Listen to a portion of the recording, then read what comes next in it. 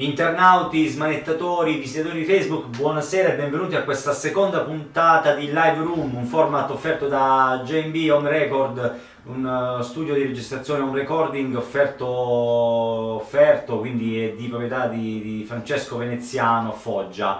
Siamo qui questa sera, abbiamo preso potere all'interno di casa del nostro carissimo amico che ci ha dato la possibilità di fare di proporre questa seconda puntata che parlerà degli anni 80 e gli anni 70, anni 80, la New Wave e tutto quello che c'è intorno a quel periodo. Siamo qui al nostro fianco, abbiamo il carissimo amico Nicola Patierno. Buonasera a tutti, vi voglio far notare che ho messo un brano, il primo brano di un album di John Foxx, che è uno dei fautori della prima wave. Questo album fu fatto nel 1981, dopo che lui fuoriuscì dalla formazione storica degli Ultravox, di cui lui era il fondatore assoluto. Ho messo questo brano perché quel periodo, soprattutto 80-81, sono stati proprio gli anni, si può dire proprio caratteristici di quel periodo, perché si usciva dal punk, periodo 77-78, e parecchi gruppi che in quel periodo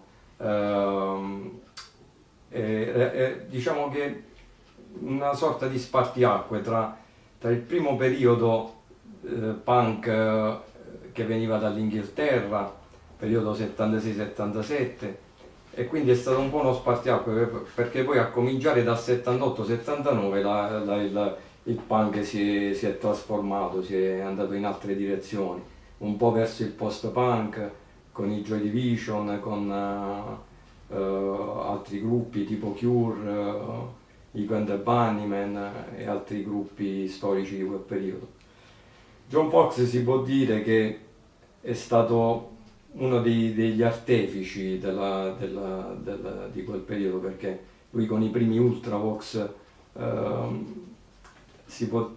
non dico che fu uno sperimentatore, però dal primo punk passò immediatamente a sonorità elettroniche, soprattutto negli album successivi tipo AAA oppure System of Romance, che poi è stato il suo terzo e ultimo album fatto con gli Ultravox. Quindi questo per iniziare, ecco, e descrivere il brano che Nicola ci ha proposto come primo brano di questa puntata.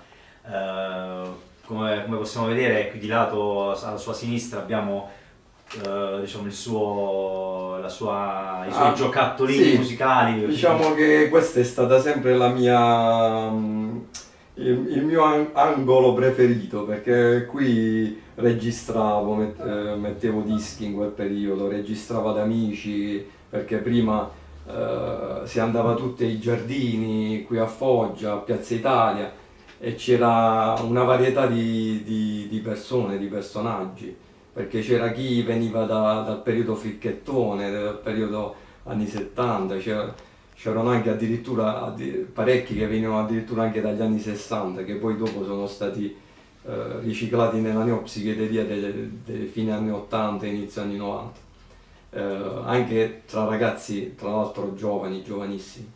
E la cosa bella di quel periodo, che si può dire che ha un po' anticipato un po' internet, perché era una piazza particolare, Piazza Italia, proprio perché c'era varietà di persone. C'era chi ascoltava un genere, chi ascoltava un altro, chi ascoltava punk, chi ascoltava dark, chi ascoltava musica anni 70, chi la psichedelia dei Pink Floyd, ed era un bel calderone. Si andava lì con queste buste dei dischi, ma non perché uno voleva per forza far sapere, era proprio una scoperta, perché questo scambio continuo che c'era in quel periodo era creativo, perché chi portava un genere, chi ne portava un altro. Poi tieni presente che poi nel periodo inizi anni 80 c'erano dei gruppi a Foggia abbastanza diciamo creativi. C'era in Campo Wave, c'erano i Dead in Life che fecero anche qualcosa, anche se la maggior parte cover, e c'erano altri vari gruppi che anche metal, diciamo che Foggia in quel periodo non era male come... Quindi Piazza Italia era un'ottima fucina sì, di esperienze, di gruppi giovanili, di movimenti. Infatti era molto invidiata come piazza, Sì, anche sì, a Bari, come sì, anche sì. la città di Bari, perché aveva più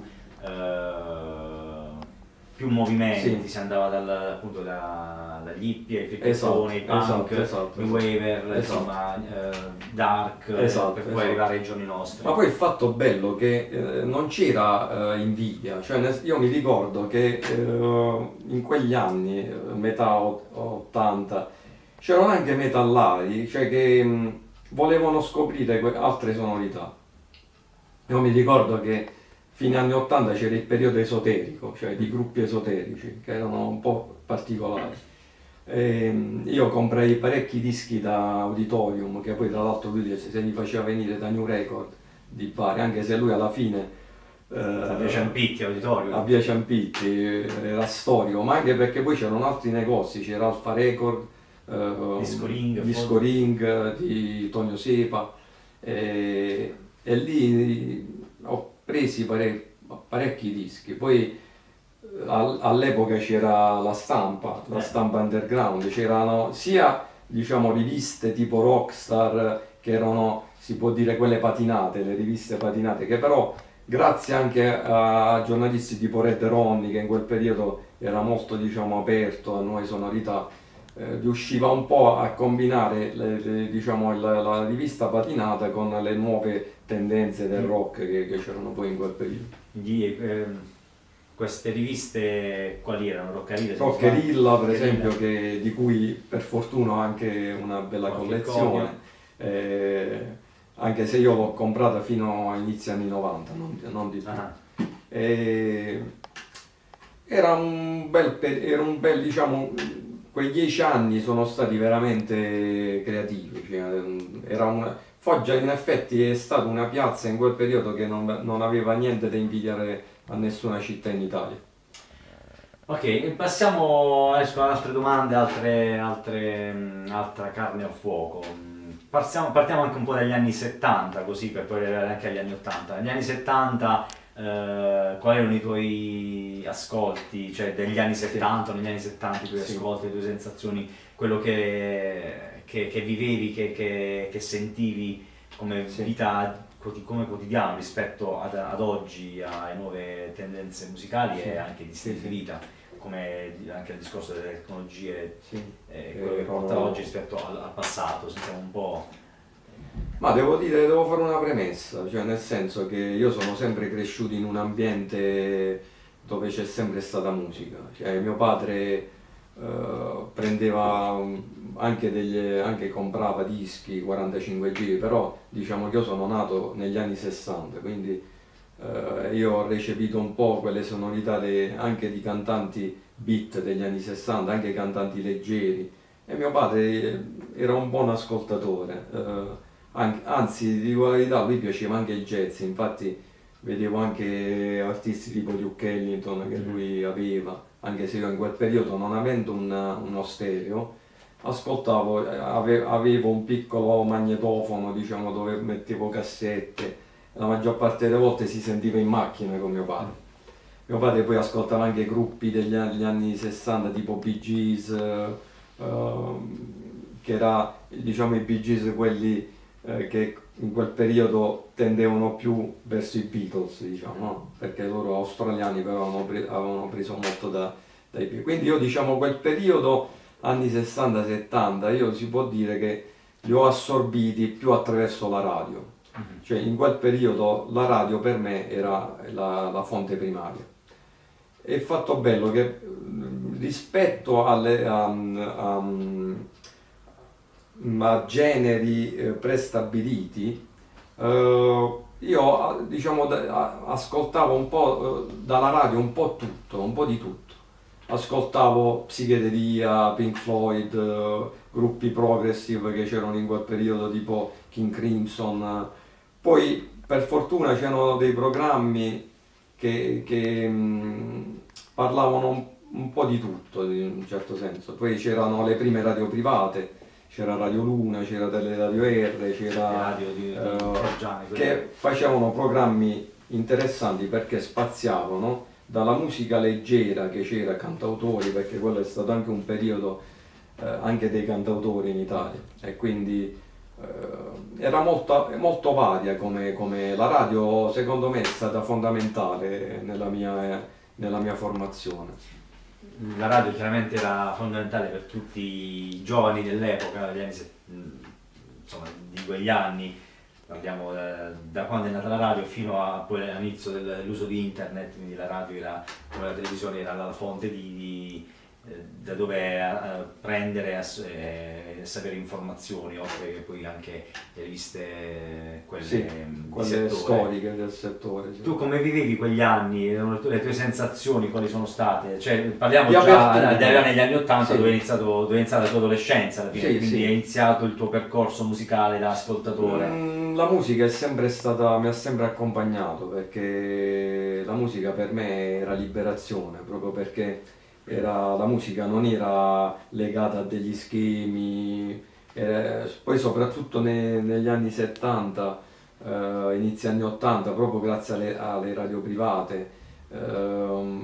Io ho sempre cercato però, devo dire la verità, il brano particolare, cioè la musica particolare, cioè non mi fossilizzavo alla commerciale, cioè ho sempre cercato, nonostante non avevo uno stereo, anche alla radio, io tendevo ad ascoltare, che ne so, per farti un esempio, più David Bowie o i Kraftwerk, per fare un esempio, che non diciamo musica leggera di quel periodo, che poteva essere, che ne so, i Puri, Riccardo Fogli, anche se devo dire la verità, mi hanno accompagnato anche queste sonorità commerciali, devo dire la verità. Anche perché da che mondo è mondo, insomma, la radio ha sempre trasmesso brani commerciali, quello che poteva piacere alla massa, al pubblico. Quindi per poter ascoltare qualcosa di particolare si andava in stazioni, in radio particolari. Io sapevo che c'era a tempo dietro Controradio, vari che comunque ottime Esatto, cose. che poi io ho scoperto negli anni '80, è stata fondamentale, perché poi c'era l'altra radio anche di Bari, che faceva programmi bellissimi, anche poi erano specifici e facevano anche certe volte dei programmi non stop di musica dark wave, ed era interessantissimo. Quindi c'erano delle radio che io sapevo che c'erano anche dei programmi notturni che erano di sì, specie di notte, c'era di la voce Rai Stereo Notte, bellissimo. con quelle voci sottofondo. Mi mettevo in cuffia ed era una cosa splendida. Con le voci di sottofondo. Poi in stereofonia era una sensazione bellissima di notte, quei programmi in piena notte, cioè che tu sentivi poi la maggior parte di giornalisti di quei programmi alla Rai erano fenomenali. Cioè, con quella voce molto rilassante notturna. Sì. Chiaramente gli anni 70, Nicola, non erano solamente quello che si conosce a tutti. Negli anni 70 c'erano anche brani negli anni 70 che suonavano hard rock, quindi che poi sarebbero stati gli inizi dell'heavy metal degli anni 80. Qualcosa che veniva dagli anni 60, negli anni 70 c'è stato il punk rock negli anni 70, anche se il punk rock è più negli anni 70, diciamo, come post fine anni 70. Quindi anni 70 c'è stato anche qualcosa che sì, poi c'erano dei gruppi, si può dire, tipo, che ne so, Deep Purple, questo è dell'hard rock, giusto? Sì, dell'hard rock. Poi Jimi Hendrix, diciamo che ha un po' iniziato un po' il discorso legato anche all'hard rock, perché psichedelia pure. Psichedelia. Quindi e niente, poi vabbè, quel periodo era caratterizzato anche dalla psichedelia dei Pink Floyd, perché i gruppi dell'hard rock erano anche di Purple, quali erano altre band? C'erano Led Zeppelin, che siamo un po' sul blues, volendo. Sì, mischiavano un po' blues con sonorità hard rock. I Doors, tra gli anni 60 70, i Doors. Parlando di questi. Però giustamente, come dicevo prima, quegli anni questi gruppi io li ascoltavo più per riflesso, cioè nel senso alla radio, non avendo uno stereo, quindi li ascoltavo di riflesso, cioè ero preso, per non ricordare poi David Bowie, il periodo di Ziggy Stardust, insomma, in quei primi anni 70.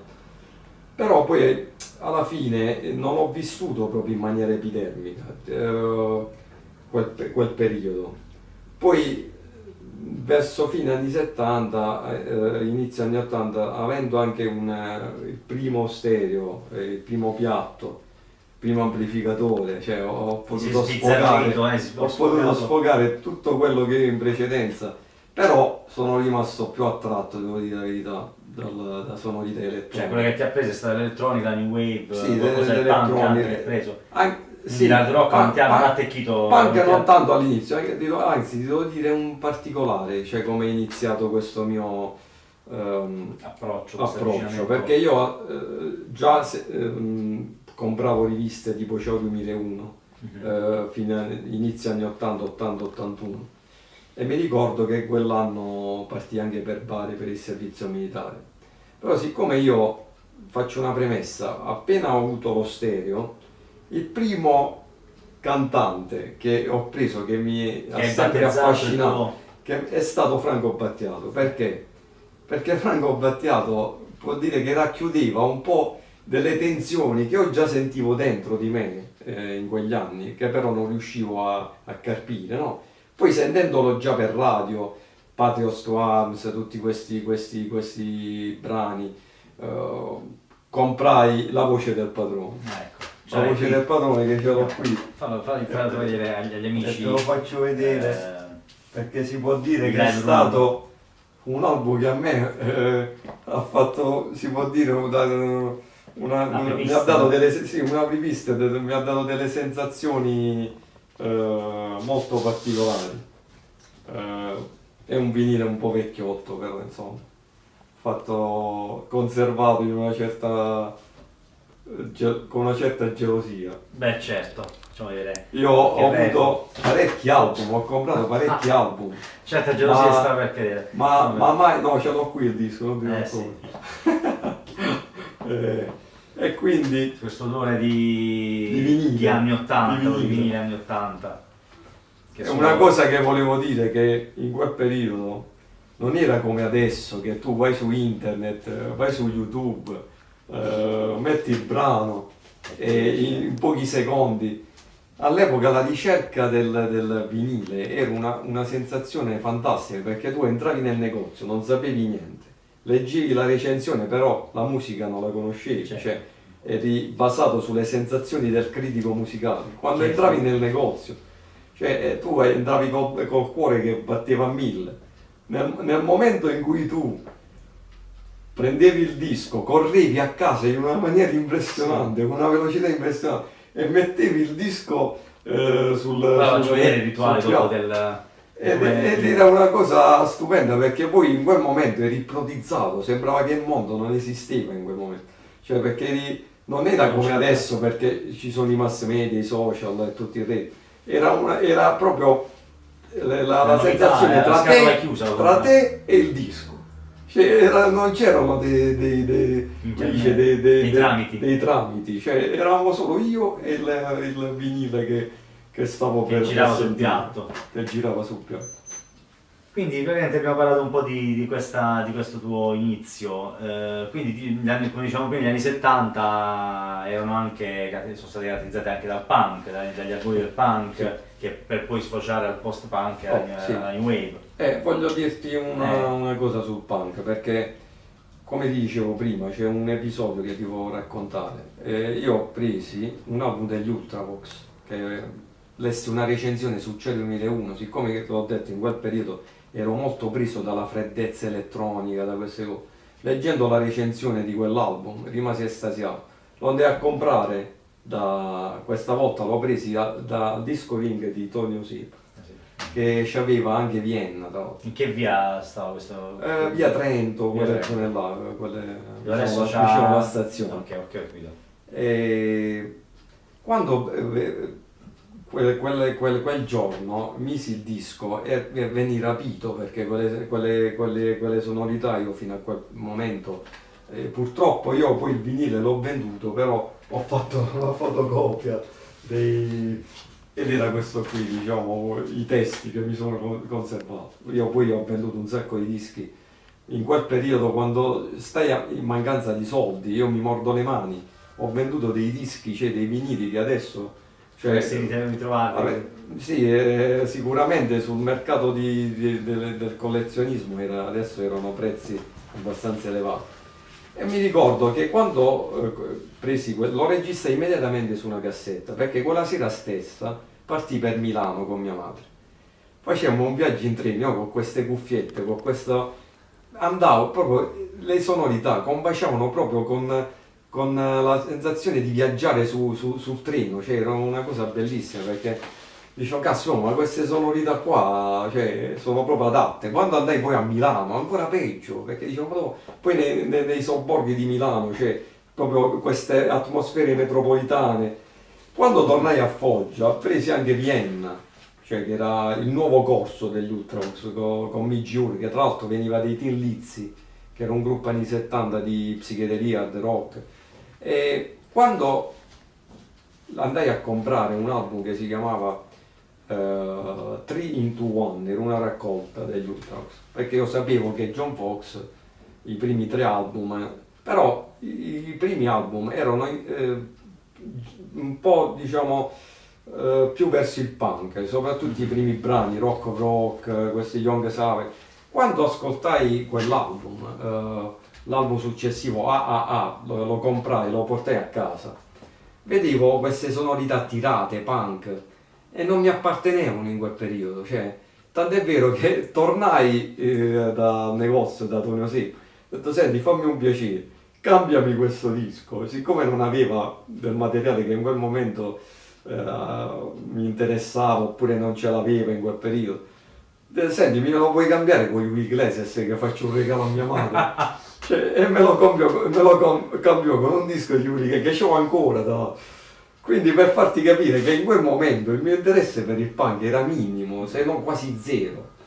Poi quando iniziai nel 81-82 a comprare dischi Wave su Rockerilla, c'erano anche delle rubriche sul punk e per radio erano pochi i programmi, dico la verità, che parlavano di gruppi punk del primo periodo. Sì, c'era Mario De Vivo che faceva un programma i primi anni 80 e metteva anche questi gruppi tipo Buzzcocks, i primi gruppi punk tipo Damned, che era un po' scarico, che erano.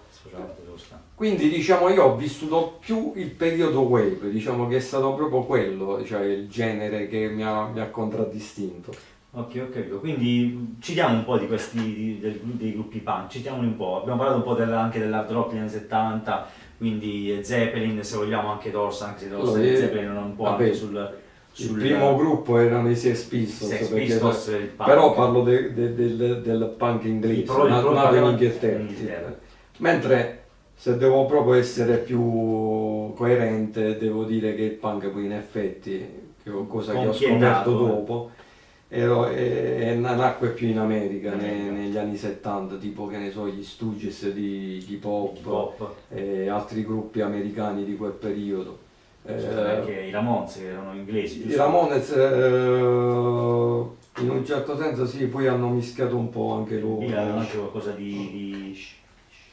di cioè i Ramones non erano solamente punk rock, ma avevano anche qualcosa con la situazione Faz, quindi avevano qualcosa di non mi viene adesso come genere, erano anche un po' verso il... Sì, mischiavano anche un po' il primo rock, mischiavano sonorità rock and roll col punk, erano un misto particolare, sì, era un misto particolare. I Clash, vabbè, sono stati, diciamo, si può dire il gruppo più importante di quel periodo nel punk, perché gli Stooges, soprattutto con Combat Rock, Sandinista, poi loro rispetto al primo punk originario dei Cypress, che era più un fenomeno legato alla moda. Infatti c'era Malcolm McLaren, che si può dire che ha costruito un po' il fenomeno, anche per motivi commerciali. Certo, infatti. Poi il primo punk in effetti non aveva questa, dal punto di vista musicale, questa ricerca, era molto grezza, molto più di impatto, infatti. Ma non era, mentre i Clash già iniziarono a avere un discorso più variegato, più mischiavano sonorità reggae, erano più raffinati rispetto blues anche, cioè mischiavano un po' nel loro genere, erano abbastanza vari, anche musica un po' ai margini cioè non prettamente punk. Infatti, come dicevamo prima, i media, la massa vede il punk come un discorso di abbigliamento, di rivoluzione, di caos, di qualcosa per dare fastidio. Invece la New Wave è vista totalmente come un discorso musicale, però poi è anche vero che il punk comunque non è solo un discorso di estetica, ma anche musicale, perché poi c'è stato un poi discorso musicale. Il secondo punk poi acquisì anche un discorso politico, perché con i Crass, quindi uscendo poi con i Discharge, con l'hardcore punk, con Exploited, insomma tutti quei gruppi lì, anarco-punk negli anni 80, quelli un po' più politicizzati rispetto al punk degli anni 70, che erano solamente un misto tra anarchia, tra rivoluzione. E poi vabbè, nacquero già i primi gruppi, si può dire un po', si può dire Oi, cioè, che poi dal punk si spostarono un po' verso solo il punk skin, che abbiamo avuto anche in Italia molti esponenti come il punk, come nelle band Oi. Che poi è un fenomeno che poi si è scoperto molto più anche negli anni 90, inizio anni 90, perché nacquero parecchi gruppi italiani tipo Nabat, che già c'erano prima, però Negazione, tutti questi gruppi, poi mischiarono un po' sonorità più dure, hardcore, perché poi il genere Loi era più sullo stile di base hardcore. Presi un po' dei Dead Kennedys, che era un altro gruppo che mi sono dimenticato storico, che però venivano dagli Stati Uniti, ecco perché c'era in quel periodo il punk americano, si può dire che era forse più complesso rispetto al punk inglese. Quindi diciamo, riepilogando, quali sono stati i gruppi punk americani e quelli inglesi che più ti ricordi? In America il gruppo che mi accoppiò di più, perché mischiavano hardcore e sperimentazione, è i Dead Kennedys in assoluto, poi erano anche politicizzati. E poi in Inghilterra ce ne sono stati parecchi, i Crass, che ne so, anche se i Crass il punk è un po' più rallentato, i primi Wild, c'erano i Buzzcocks di Over Devoto, che poi punk rock invece erano in Inghilterra che avevamo? Punk rock, a parte i Sex Pistols, i Ramones, sì, diciamo questi erano i gruppi. Invece gli Stooges erano americani. Stooges americani, però gli Stooges già iniziano a incidere nel 72-73. Quindi erano un protopunk, come se avessero dato il via. Un po' hanno anticipato. Quindi del punk abbiamo parlato, insomma, quelle delle band che hanno caratterizzato la musica punk anche come discorso di abbigliamento e stile. Poi dopo il punk si è avuta la New Wave. Quali sono state le band più caratteristiche della musica New Wave mondiale? Oppure se vuoi citare anche qualcosa di gruppi italiani che hanno fatto sì che la New Wave prendesse piede a livello... Ti faccio vedere questo libro, che diciamo un po' sintetizza un po' tutto quel periodo, tutti i gruppi più rappresentativi di quel periodo, che ce ne sono tantissimi, Antonio, proprio assai. Sono tanti, citaci qualche... io se dovessi fare una classifica, cioè, non saprei da dove iniziare, cioè io li metto tutti quanti, però te li cito, diciamo, che il tuo periodo posso dire per esempio questi Tuxedo Moon, per esempio, che è l'album Desire dell'81, che è un gruppo di San Francisco tra l'altro, che è emigrati qui poi in Europa, cioè questi mischiavano sperimentazione con sonorità elettroniche, avant-garde, addirittura anche nei primi EP alcune tracce anche di punk. cioè nella loro Usano molto il struttura. sax, se non sbaglio. I sax usavano anche strumenti classici, tipo il violino, tipo il basso, era molto ben. Poi semmai dopo faccio sentire un brano esemplificativo. Poi non lo so, come ho accennato prima, c'erano gli Ultravox di John Fox, che questo è, diciamo, è l'album elettronico. Questo si può dire che hanno iniziato il discorso della new wave elettronica, con questo, perché poi è stato il terzo fatto. Poi c'era un altro album di quel periodo che mi ricordo, che mi ha un po', si può dire, adesso faccio vedere, aspettate, perché qui c'erano talmente tanti che c'erano i Japan, per esempio. Il Japan c'ha un arsenale di gola, lì sotto c'ha veramente bombe in mano e trick e track. Cioè il Japan di David Sylvian, che era un gruppo raffinatissimo, cioè si può dire che è stato il gruppo più raffinato della New Wave, anche perché poi loro venivano dal dendismo, soprattutto nel look, infatti si osserva. Per intenderci un po' come nel periodo dei Spandau Ballet, no? Sì, diciamo che quel periodo dei New Romantic, per capire ai meno esperti, esatto, i Romantic. I New Romantic poi presero molto dei Japan, soprattutto i Classic Nouveau, gli Ultravox di Jur, Duran Duran, New Romantic, sì, che è una diciamo, i primi Talk, un ramo della New Wave. Esatto, i primi Talk.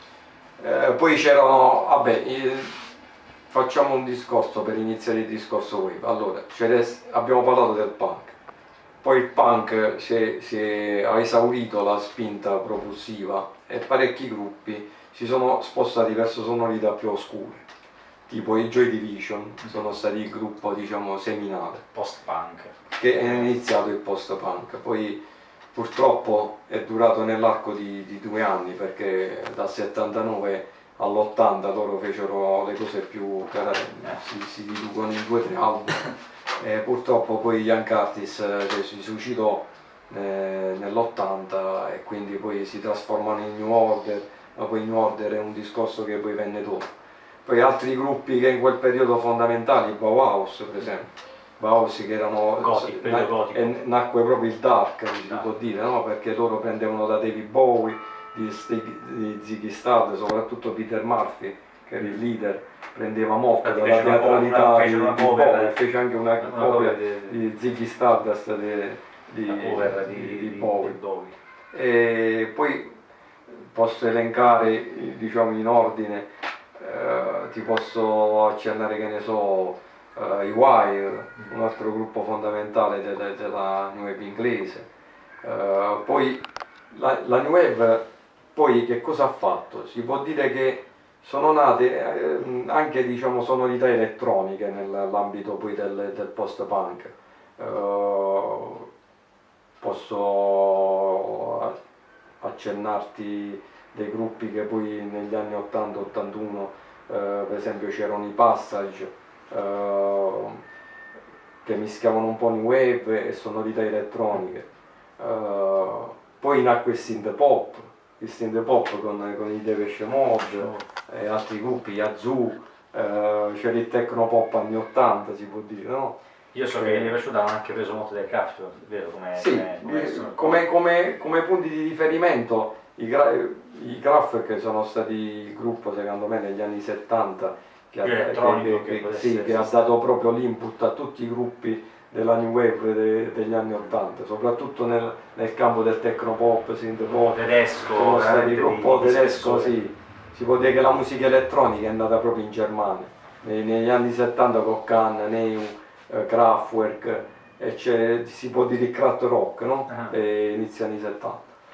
Ma poi in Inghilterra nacque un'altra corrente, perché il bello della New Wave è che non era un genere standard, cioè c'erano vari generi che andavano a confluire poi nella New Wave. Ti posso parlare dell'Industrial, per esempio, che iniziava con questo gruppo che a me mi smosse tutto il metabolismo, il Throbbing Gristle, che quando andai a comprare la prima volta lo misi sul piatto mi venne come dice, ma questa che caspita di musica è? Perché era proprio loro poi in un'intervista che fecero negli anni successivi, loro dissero noi creiamo musica proprio per smuovere il metabolismo e usavano frequenze altissime, rumore proprio, poi loro venivano dal punk, quindi diciamo, vabbè, loro innanzitutto erano da ex fricchettoni, venivano da esperienze d'arte di avanguardia, dadaismo, il Fluxus, poi c'è da dire un capitolo a parte, dovremmo parlare di una puntata a parte, insomma. Poi i Cabaret Voltaire, per esempio, i Cabaret Voltaire che ho questo vinile che... Quindi parlavi di Cabaret Voltaire, sì, un'altra band che... Esatto, questo è un album che secondo me è un altro album che mi ha cambiato un po', devo dire la verità. Posso far sentire qualcosa così di sfuggita? Quale volevi far ascoltare tra quelli che hai... Ma ti faccio sentire questo che diciamo che fanno parte un po' promesso di farci ascoltare l'altro? Sì. Quale preferisci? Metto questo così poi dopo perfetto. metto anche quell'altro disco che del periodo synth pop. Allora, ti faccio sentire questo qui che praticamente è un po' particolare perché si può dire che allora Nicola, prima che ci fai ascoltare questo brano, facci vedere, facciamo tipo ritorniamo indietro, facci vedere come vivevi proprio l'ascolto della prima volta, tutto il culto, il procedimento dell'ascolto del disco. Va bene, ok. Così possiamo dire a chi non è, diciamo, capire come avveniva appunto l'ascolto. Diciamo le nuove leve, per chi non conosce. Ecco. Mettiamo dentro. Quindi tu praticamente compravi questo disco nuovo, venivi a casa tutto in fermentazione, tutto gioioso, venivi qui e quindi fai vedere come avveniva tutto. Mamma mia, non vedo l'ora di ascoltarlo questo disco. Mamma mia. Tu usavi sentire l'odore dei dischi quando lo aprivi, anche della stampa, io lo facevo, io ascoltavo quando... Sì, infatti vedevo già diciamo i titoli e... Poi siccome ero molto ansioso lo mettevo già direttamente sul piatto.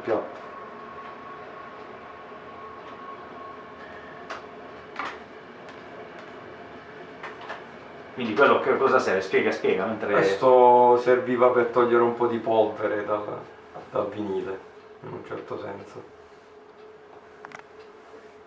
Poi pulivo un po'... Per far sentire un po' quegli stocchetti... Poi pulivo un po' la puntina. La puntina. Da premettere che io prima avevo